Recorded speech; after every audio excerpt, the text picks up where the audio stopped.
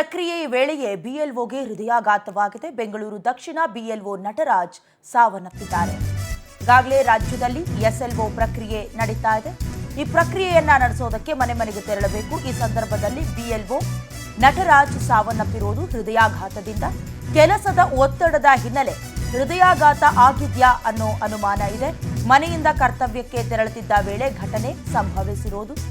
SIR ಪ್ರಕ್ರಿಯೆ ರಾಜ್ಯದಲ್ಲಿ ಬಹಳಷ್ಟು ವಿವಾದಕ್ಕೆ, ಚರ್ಚೆಗೆ ಕಾರಣವಾಗಿರುವುದು. ಪ್ರತಿ ಮನೆ ಮನೆಗೂ ಹೋಗಿ ಸರ್ಕಾರದಿಂದ ನಿಯೋಜಿಸಿದ ಸರ್ಕಾರಿ ಅಧಿಕಾರಿಗಳು ಲೆಕ್ಕವನ್ನು ತೆಗೆದುಕೊಂಡು ಬರಬೇಕು ಅಥವಾ ಡೇಟಾವನ್ನು ತೆಗೆದುಕೊಂಡು ಬರಬೇಕು ಅಂತ ಕೆಲ ಪ್ರಶ್ನೆಗಳಿರ್ತವೆ.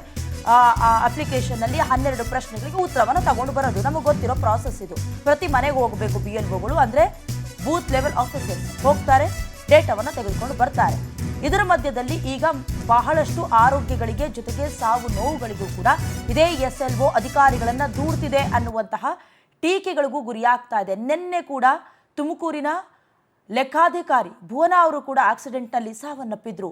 ಆ ಘಟನೆ ಇನ್ನೂ ಮಾಸೇ ಇಲ್ಲ, ಹಸಿ ಆಗಿದೆ. ಅದರ ಮಧ್ಯದಲ್ಲಿ ನಟರಾಜ್ ಅನ್ನುವಂಥ ಬಿಎಲ್ಒ ದೃಶ್ಯದಲ್ಲಿ ಗಮನಿಸ್ತಾ ಇದ್ದೀರಾ ಅವ್ರ ಭಾವಚಿತ್ರವನ್ನು.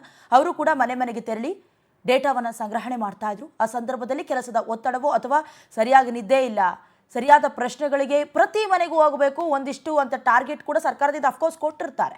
ಸೊ ಹಾಗಾಗಿ ಅದನ್ನೆಲ್ಲ ತೆಗೆದುಕೊಂಡು ಬರುವಂಥ ಸಂದರ್ಭದಲ್ಲಿ ಒತ್ತಡದಿಂದ ಹೃದಯಾಘಾತ ಆಗ್ಬಿಡ್ತಾ ಅನ್ನುವಂಥ ಕೆಲ ಅನುಮಾನಗಳಿದೆ. ಸದ್ಯ ಅವರಿಗೆ ಹಾರ್ಟ್ ಅಟ್ಯಾಕ್ ಆಗಿರೋದು ಗೊತ್ತಾಗ್ತಾ ಇದೆ. ಅಟ್ಲೀಸ್ಟ್ ಅವರಿಗೆ ಆರೋಗ್ಯಕ್ಕೆ ಸಂಬಂಧಪಟ್ಟ ಹಾಗೆ ಕೆಲ ಮೆಷರ್ಮೆಂಟ್ಗಳನ್ನು ಅಥವಾ ಆರೋಗ್ಯಕ್ಕೆ ಸಂಬಂಧಪಟ್ಟ ಹಾಗೆ ತಪಾಸಣೆಯನ್ನು ಮಾಡಿಸುವಂಥ ಕೆಲಸವನ್ನು ಸರ್ಕಾರ ಮಾಡಬೇಕು. ಅಥವಾ ಟಾರ್ಗೆಟ್ ಏನಾದರೂ ಕೊಟ್ಟಿದ್ರೆ ಅದನ್ನು ರೆಡ್ಯೂಸ್ ಮಾಡೋದು ಹೇಗೆ? ಯಾಕಂದರೆ ಈಗಾಗಲೇ ಜೂನ್ನಿಂದ ಶುರುವಾಗಿ ಜೂನ್ 29ನೇ ತಾರೀಕಿನಿಂದ ಶುರುವಾಗಿ ಜುಲೈ 29ನೇ ತಾರೀಕಿನ ಒಳಗಡೆ ಸುಮಾರು 1 ತಿಂಗಳ ಒಳಗೆ ಕಂಪ್ಲೀಟ್ ಆಗಲೇಬೇಕು. ಎಲ್ಲ ಮನೆಗಳಿಗೆ ಹೋಗಿ ಡೇಟಾವನ್ನು ಕಂಪ್ಲೀಟ್ ಮಾಡಬೇಕಂತ. ಅದು ನಿಜಕ್ಕೂ ಕೂಡ ಅದೊಂದು ರೀತಿ ಪ್ರೆಷರ್. ಹಾಗಾಗಿ ಈ ಪ್ರೆಷರ್ನಿಂದ ಹೊರಬರೋದಕ್ಕಾಗದೆ ಈ ಹಾರ್ಟ್ ಅಟ್ಯಾಕ್ಗಳು ಆಗ್ತಾ ಇದೆಯಾ, ಬಹಳಷ್ಟು ಅನುಮಾನಗಳಿಗೆ ಕಾರಣವಾಗ್ತಾ ಇದೆ. ಸದ್ಯ ಬೆಂಗಳೂರು ದಕ್ಷಿಣ ಬಿಎಲ್ಒ ನಟರಾಜು ಹೃದಯಾಘಾತದಿಂದ ಸಾವನ್ನಪ್ಪಿದ್ದಾರೆ ಅನ್ನೋದು ಗೊತ್ತಾಗ್ತಾ ಇದೆ. ಇನ್ನು ಇದೇ ವಿಚಾರಕ್ಕೆ ಸಂಬಂಧಪಟ್ಟ ಹಾಗೆ ಹೆಚ್ಚಿನ ಡೀಟೇಲ್ಸ್ ಅನ್ನು ದೂರವಾಣಿ ಸಂಪರ್ಕದ ಮೂಲಕ ಕೊಡ್ತಾರೆ ನಮ್ಮ ಪ್ರತಿನಿಧಿ ಸುಷ್ಮಿತಾ.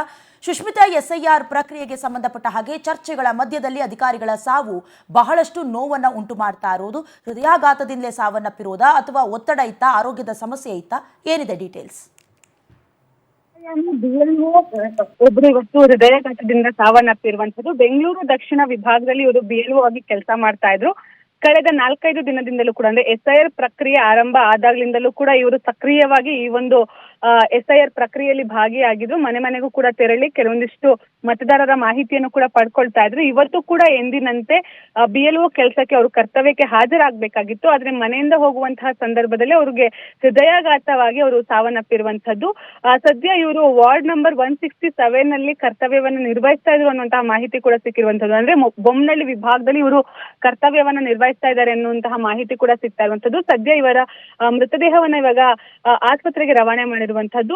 ಸದ್ಯದಲ್ಲಿ ಯಾವುದೇ ರೀತಿಯಲ್ಲಿ ಒತ್ತಡ ಇದ್ದ ರೀತಿಯಲ್ಲಿ ಯಾವುದೇ ರೀತಿಯಲ್ಲಿ ಮಾಹಿತಿ ಕೂಡ ಇನ್ನು ಲಭ್ಯ ಆಗಿಲ್ಲ. ಕೆಲವೊಂದಿಷ್ಟು ತನಿಖೆ ಆದ ನಂತರ ಬಿಎಲ್ಒಗೆ ನಿಜಕ್ಕೂ ಕೂಡ ಒತ್ತಡ ಇತ್ತ ಅಥವಾ ಯಾವ್ದಾದ್ರು ಆರೋಗ್ಯ ಸಮಸ್ಯೆ ಇತ್ತ ಅನ್ನೋದು ತಿಳಿದು ಬರ್ಬೇಕಾಗಿದೆ. ಡಯಾನಾ, ನಿಮ್ಮೆಲ್ಲ ಡೀಟೇಲ್ಸ್ಗಾಗಿ